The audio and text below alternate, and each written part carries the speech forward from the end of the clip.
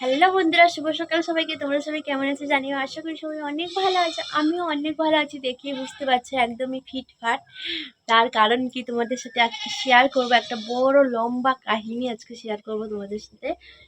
মানে আমার জীবনে সব থেকে বড় চাওয়া পাওয়া সবটাই তোমাদের সঙ্গে, মানে কি হয়েছিল আমার সঙ্গে ঘটনা মানে এটাই বলছি, শিবরাত্রির দিন, মানে শিবরাত্রির দিনকে কি হয়েছিল আমার সাথে ঘটনা, সেটাই তোমাদের সঙ্গে শেয়ার করব। বাট শিবরাত্রি তো বেশি দিন বাকি নেই, মাঝে মাত্র একটা দিনের অপেক্ষা, মানে কালকের অপেক্ষা। শুক্রবার দিন মহাশিবরাত্রি। তো সেই দিনই আমার জীবনে কি এমন বড় কিছু পেয়েছিলাম, মানে সব থেকে চাওয়া পাওয়া, সেটা তোমাদের সঙ্গে শেয়ার করব।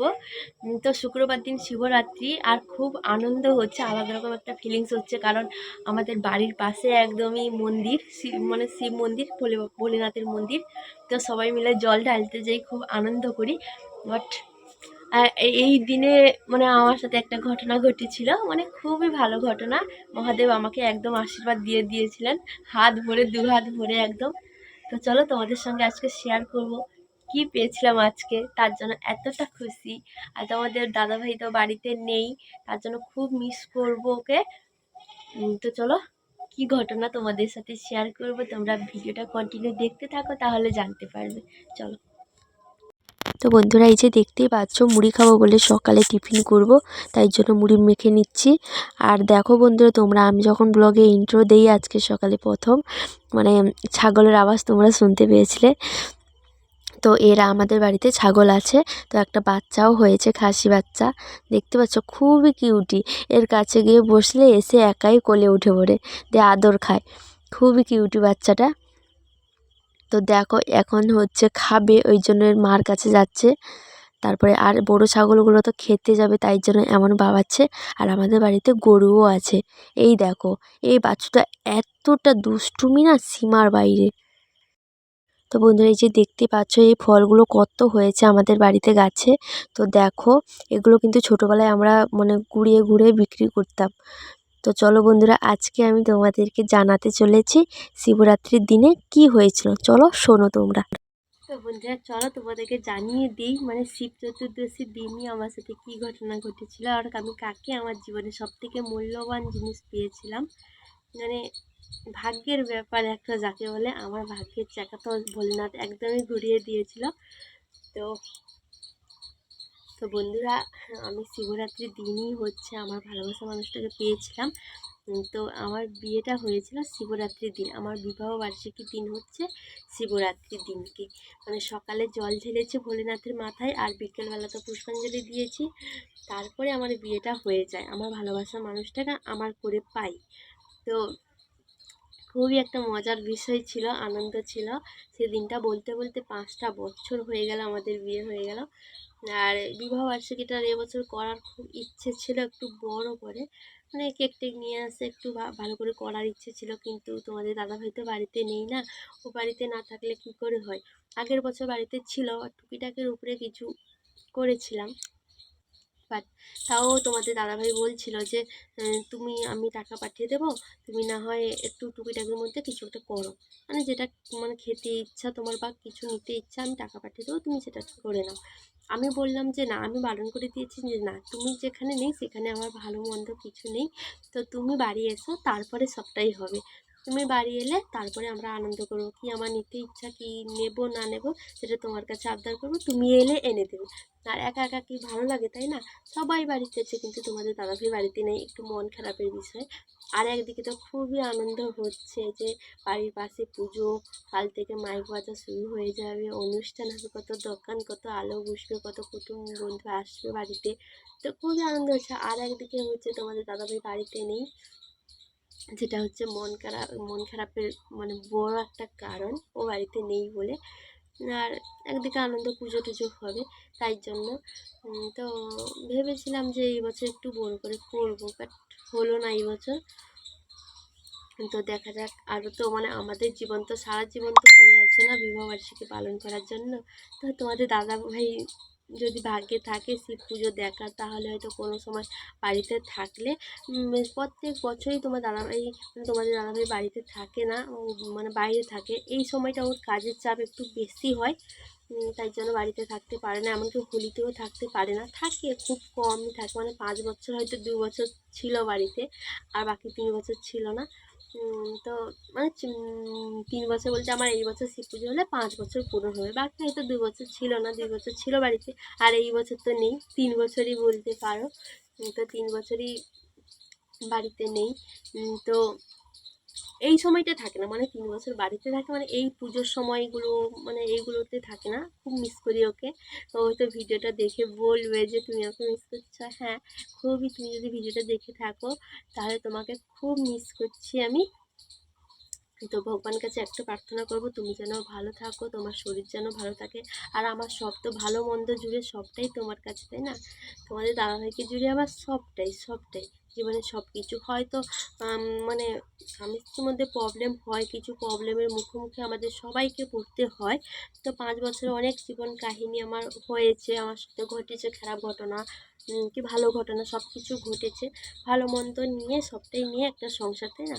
হয়তো আমি মানে রাগের মাথায় কিছু বলে দিয়েছি বা কিছু করেছি, ও কিছু বলেছে বা কিছু করেছে, সেইগুলো সব ভুলে যখন এই দিনটা আসে তখন একটা আলাদা রকম ফিলিংস হয়, যখন বিবাহবার্ষিকীর দিনটা আসে। সবারই মনে তোমরা মানে আমরা সবাই জানি যে আলাদা রকম একটা ফিলিংস হয় বিয়ের দিনটা যখন চলে আসে, মানে বিয়েটা যেই দিন হয়েছিল সেই দিনটা যখন আসে, খুবই আনন্দ হয়। বছরে একবার এই দিনটা আমরা পাই, সবার জীবনে একবারই পাই। তো চলো, এইটাই তোমাদেরকে জানানোর ছিল যে শিব চতুর্দশীর দিনই আমাদের বিয়েটা হয়েছিল। আর তোমরা কমেন্ট করে জানিও যে মানে তোমরা কি জানতে চাও যে আমার কেমন বিয়ে হয়েছিল, বাড়ি থেকে দেখাশোনা করে বিয়ে দিয়েছিল নাকি আমরা লাভ ম্যারেজ করে বিয়ে করেছিলাম বাড়ি থেকে পালিয়ে। তো সবটাই তোমাদের সঙ্গে আস্তে আস্তে শেয়ার করব, তোমরা কমেন্ট করে তাও জানিও।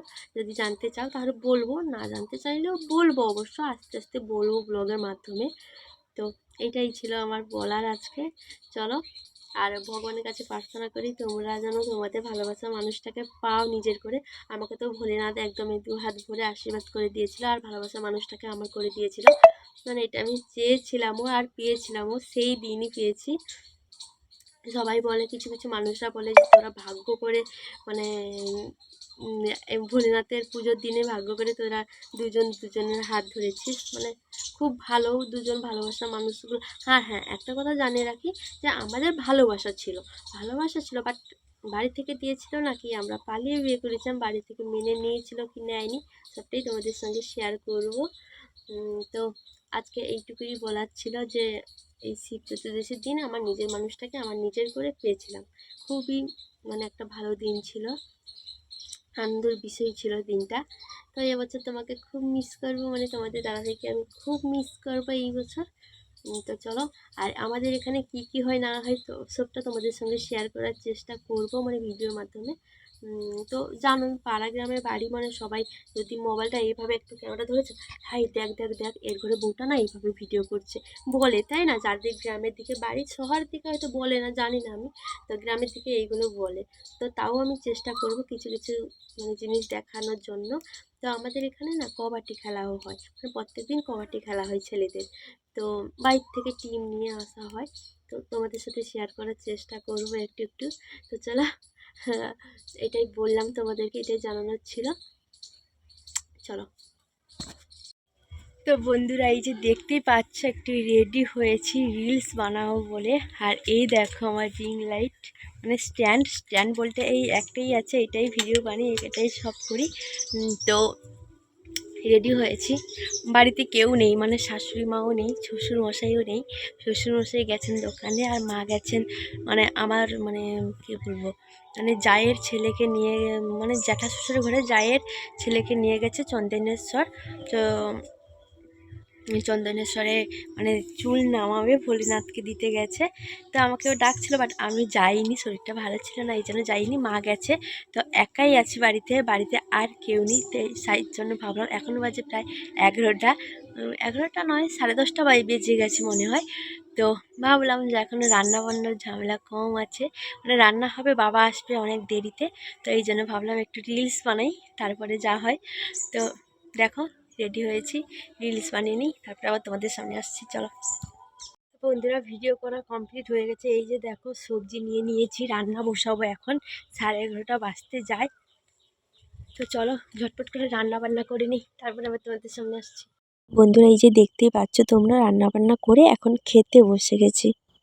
তো বন্ধুরা, শুভ বিকাল সবাইকে। বলতে বলতে বিকাল গড়িয়ে গেল, এখন বাজে 5:30। ঘুম থেকে উঠলাম এই মাত্র, মানে মুরগিকে খেতে দিয়ে এলাম মাত্র। এই দেখো এখানে নিয়ে নিয়েছি বেদনা খাবো বলে, তাই। তো বিকালে একটু না কিছু খেলে হয় বলো তো, তো এই জন্য বেদনা নিয়ে নিয়েছি। আর মারা যে গিয়েছিল চন্দনেশ্বর, তো কি নিয়ে এসে তোমাদের সাথে একটু শেয়ার করব, সেটা শেয়ার করে আজকে ব্লগটা শেষ করব।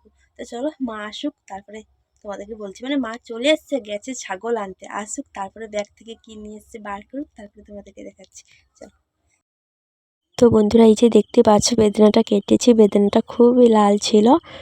তো দেখো, তারপরে দেখো মা নিয়ে এসছে, মানে জেঠিমা দিয়ে বাড়ির থেকে পাঠিয়েছে প্রসাদ, আর মাও নিয়ে এসছে।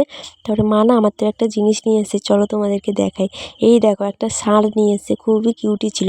আর চন্দনেশ্বরে এইগুলো প্রচুর পাওয়া যায়, এই জন্য মা নিয়ে এসছে।